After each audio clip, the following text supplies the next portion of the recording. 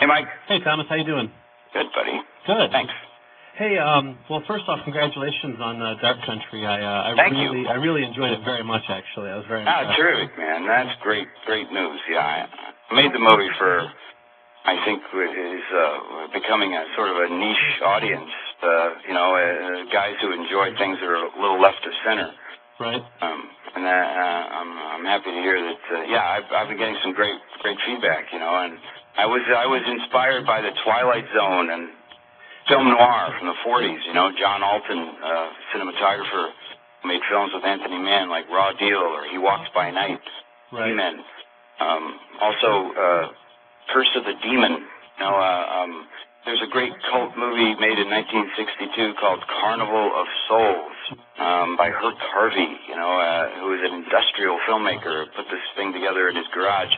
There's cult movies that are done on a shoestring budget that they just have this fantastic point of view that's not Hollywood, It's not, you can't put it on the back of a cereal box.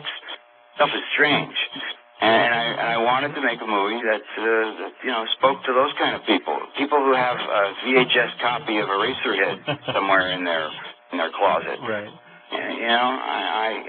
This is the kind of stuff that turned me on when I was a young acting student, and that still turned me on today. Right. And these kind of movies, I feel, aren't getting the attention, that the bigger movies.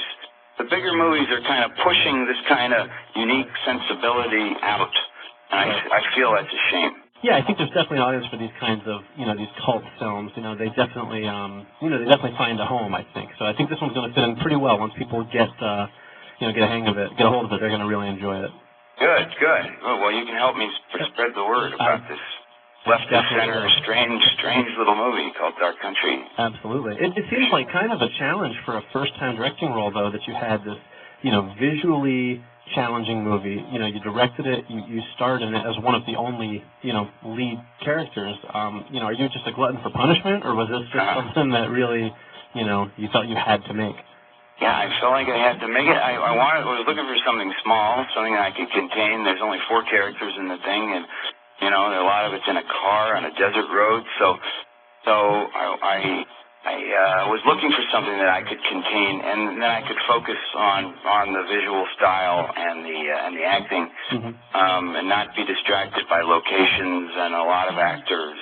So in that way, I really cut myself quite a bit of slack, because I knew I was going to more than make up for it in the fact that I was starring in the damn thing as well as directing it and putting it together. That was a challenge, I can imagine. There's only a few guys that act and star in film. There's no real handbook. Right. For that.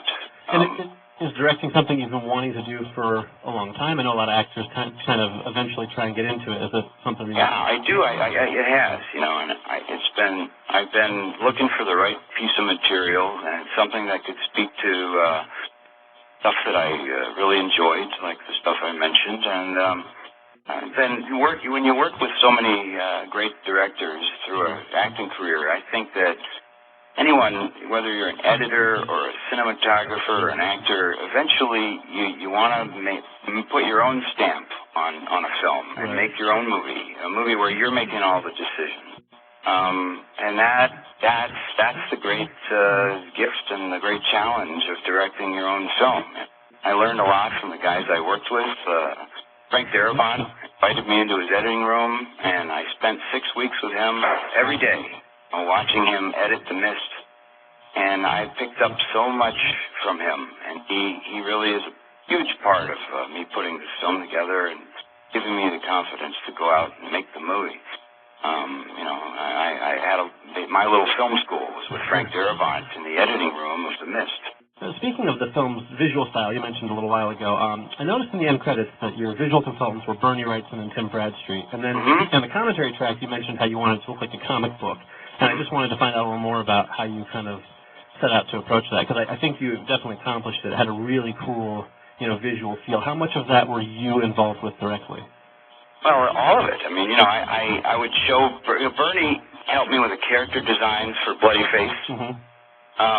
And Tim Bradstreet was there every day helping me. He basically production designed the movie and helped me create the look of the film, the look and the feel of the film.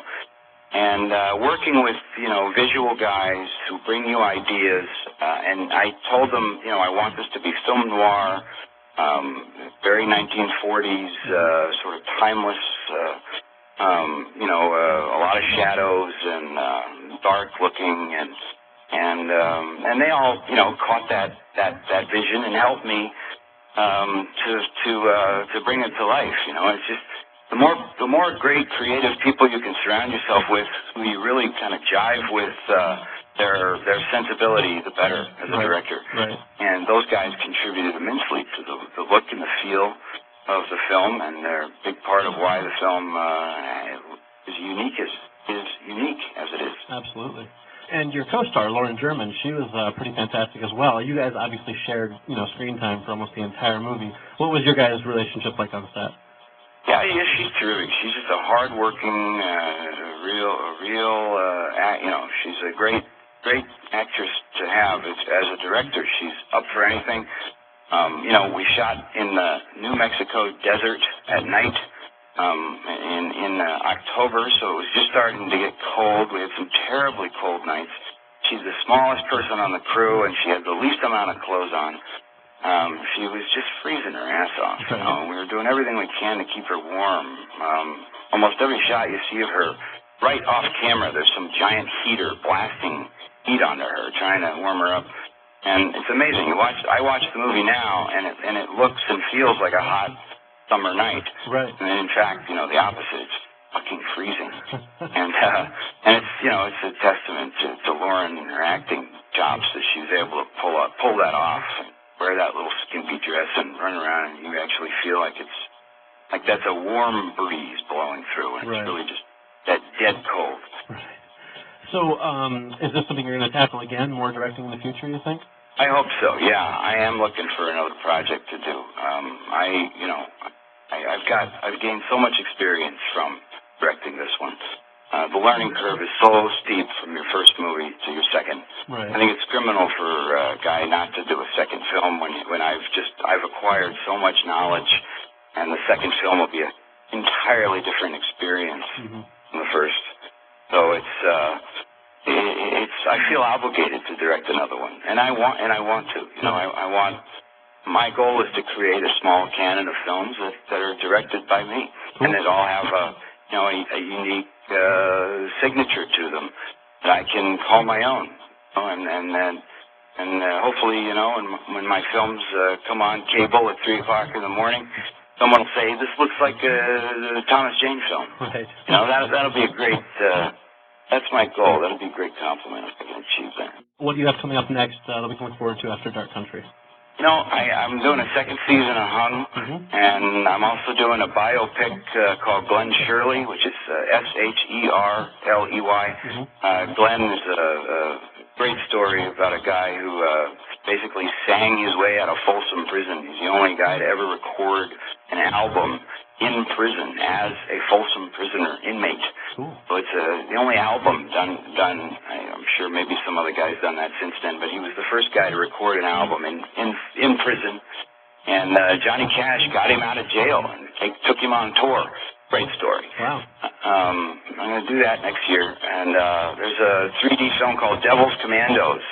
The guy who wrote My Bloody Valentine in 3D, Todd Farmer, writing for us, that Tim Bradstreet and I are going to do. And I probably won't have time to direct that one, but I'll produce it, and we'll make a hell of a movie. World War II platoon of guys get trapped on a volcanic island with a bunch of creatures. It's really fun. Sounds great. I look forward to it. Thanks, buddy. Thanks for taking the time to talk to me. I appreciate it. Hey, appreciate it. Thank you.